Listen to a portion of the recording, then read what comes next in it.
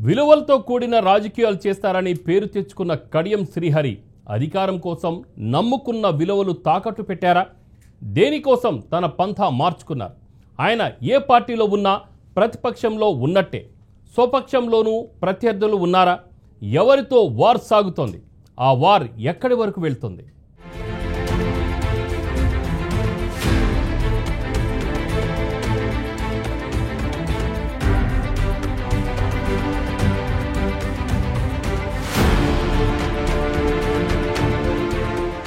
కడియం శ్రీహరి వివిధ పార్టీలలో ఎన్నో పదవులను అలంకరించారు. విలువలతో కూడిన రాజకీయాలు చేస్తారని పేరు తెచ్చుకున్నారు.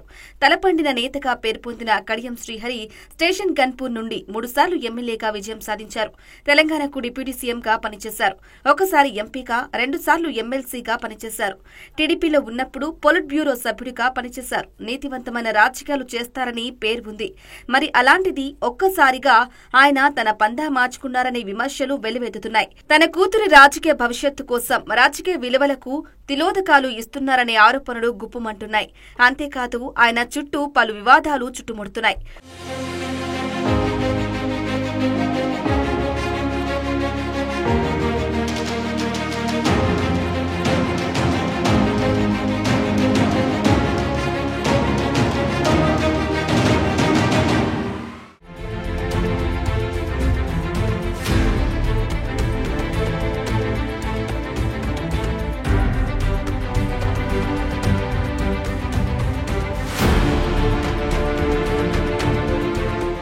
ఉమ్మడి ఆంధ్రప్రదేశ్లో టీడీపీ అధికారంలో ఉన్నప్పుడు కడియం శ్రీహరి వరంగల్ జిల్లా రాజకీయాల్లో కీలక నేతగా చక్రం తిప్పారు. తెలంగాణ ఏర్పాటు తర్వాత బీఆర్ఎస్ అధికారంలోకి వచ్చాక ఉప ముఖ్యమంత్రిగా కీలక బాధ్యతలు నిర్వహించారు. 2023 అసెంబ్లీ ఎన్నికల్లో సిట్టింగ్ ఎమ్మెల్యే తాటికొండ రాజయ్యను కాదని కడియం శ్రీహరికి బీఆర్ఎస్ టికెట్ ఇచ్చింది. ఆ పార్టీ నుంచి వరంగల్ ఉమ్మడి జిల్లాలో గెలిచిన 2 స్థానాల్లో శ్రీహరి ఒకరు. దీంతో బీఆర్ఎస్ పార్టీ ఆయనకు అధిక ప్రాధాన్యతను ఇచ్చింది. తన కూతురు కడియం కావ్యకి కూడా వరంగల్ ఎంపీ టికెట్ ఇచ్చింది. అయినా ఆ ఆఫర్ను కాదని కూతురు గెలుపు కోసం బీఆర్ఎస్ పార్టీని వీడి కాంగ్రెస్ లో చేరారు. కడియం శ్రీహరి, ఆయన కూతురు ఇద్దరూ పార్టీ మారిన విధానంపై బీఆర్ఎస్ పార్టీ నేతలు దుమ్మెత్తిపోశారు.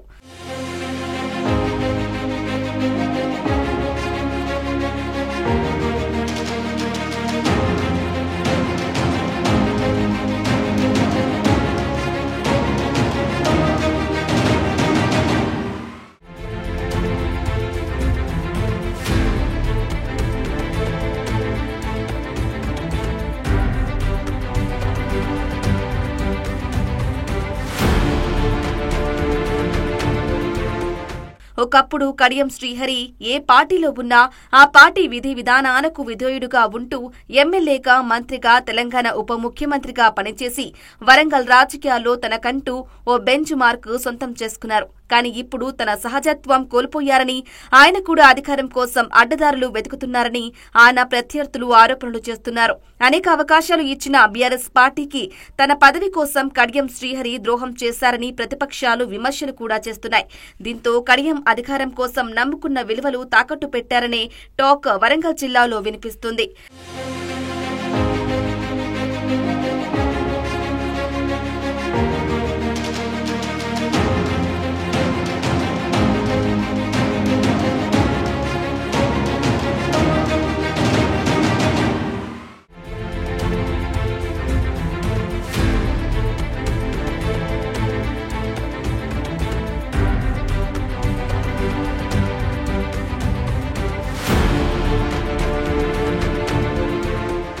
మరోవైపు కడియం శ్రీహరి ఏ పార్టీలోకి వెళ్లినా తనకు ప్రతిపక్షంతో పాటు స్వపక్షంలోనూ ప్రత్యర్థులు ఉంటున్నారు. ఏ పార్టీలో ఉన్నా సొంత పార్టీలోని ప్రత్యర్థులతో పాటు ప్రతిపక్ష పార్టీలోని ప్రత్యర్థులను ఎదుర్కోవాల్సిన పరిస్థితులు కనిపిస్తున్నాయి. టీడీపీలో ఉన్నప్పుడు సొంత పార్టీ నేత అయినా మరో సీనియర్ నాయకుడు ఎర్రబెల్లి దయాకర్ రావుతో ఆధిపత్య పోరు కొనసాగింది. టీఆర్ఎస్ పార్టీలో చేరిన తరువాత తాటికొండ రాజయ్యతో స్టేషన్ గన్పూర్ టికెట్ పంచాయతీ కొనసాగింది. వీరిద్దరూ ఒకే పార్టీలో ఉన్నా అనేకసార్లు వీరి మధ్య మాటల యుద్ధం జరిగింది. ప్రస్తుతం కాంగ్రెస్ పార్టీలోనూ సింగపురం ఇందిరాతో గ్రూప్ తగాదాలు తీవ్ర స్థాయిలో ఎదుర్కోవాల్సి వస్తుంది. ఇందిరమ్మ కమిటీల నియామకం ఎమ్మెల్యే కడియం శ్రీహరి, సింగపురం ఇందిరా వర్గీయుల మధ్య వివాదానికి దారితీసింది.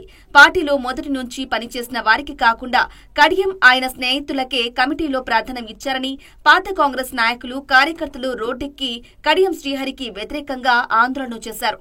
కష్టకాలంలో పార్టీని అంటిపెట్టుకుని పనిచేసిన వారిని పక్కన పెడుతున్నారని ఇందిరా వర్గం కడియంపై కస్సుబుస్సుమంటున్నారట. అంతేకాదు ఏకంగా ఈ గొడవ గాంధీ భవన్ వరకు వెళ్లింది. కాంగ్రెస్ నాయకులు, కార్యకర్తలు గాంధీ భవన్ ముందు నిరసన వ్యక్తం చేసి కడియంపై విమర్శలు గుప్పించారు. ఇదిలా ఉంటే తెలంగాణ రాష్ట్రానికి ఉప ముఖ్యమంత్రులుగా పనిచేసిన బీఆర్ఎస్ నేత డాక్టర్ తాటికొండ రాజయ్య, కడియం శ్రీహరిల మధ్య పచ్చగడ్డి వేస్తే భగ్గుమంటుంది. వీరిద్దరూ గతంలో ఒకే పార్టీలో ఉండేవారు. ప్రస్తుతం వేర్వేరు పార్టీలో కొనసాగుతున్నారు.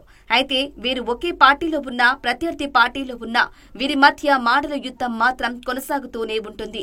ఈ క్రమంలో ఎమ్మెల్యే పార్టీ ఫిరాయింపుల వివాదం కోర్టులో ఉన్న నేపథ్యంలో స్టేషన్ గన్పూర్ నియోజకవర్గంలో ఉప ఎన్నిక వస్తుందనే ఊహాగానాలు ఊపందుకున్నాయి.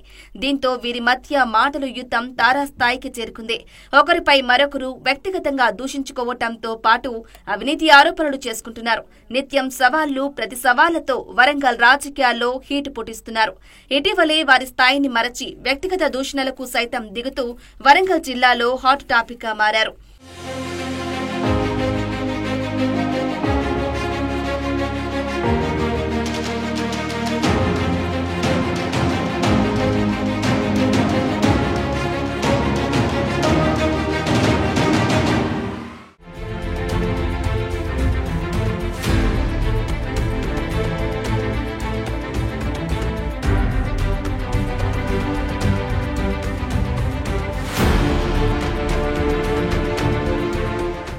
మరోపక్క వరంగల్ నుంచి మంత్రివర్గంలో ప్రాతినిధ్యం వహిస్తున్న మంత్రి కొండా సురేఖకు వ్యతిరేకంగా ఎమ్మెల్యేలను కూడగట్టి కాంగ్రెస్ అధిష్టానానికి కడియం శ్రీహరి ఫిర్యాదు చేసే ప్రయత్నాలు సాగించారని, ఆ ప్రయత్నం బెడిసికొట్టడంతో సైలెంట్ అయ్యారని జోరుగా ప్రచారం సాగింది. అయితే ఇంతకాలం వరంగల్ రాజకీయాల్లో తనకంటూ మంచి గుర్తింపు ఉన్న కడియం ఇలా ఎందుకు వ్యవహరిస్తున్నారు? పదవుల కోసమేనా? ఉన్న పార్టీలో పట్టుకోసమా అనేది ఇప్పుడు వరంగల్ ఉమ్మడి జిల్లా రాజకీయాల్లో గుసగుసలు వినిపిస్తున్నాయి. ఏదేమైనా కడియం తన పొలిటికల్ హిస్టరీలో మరిన్ని వివాదాలు కొని తెచ్చి పెట్టుకుంటారో వేచి చూడాలి మరి.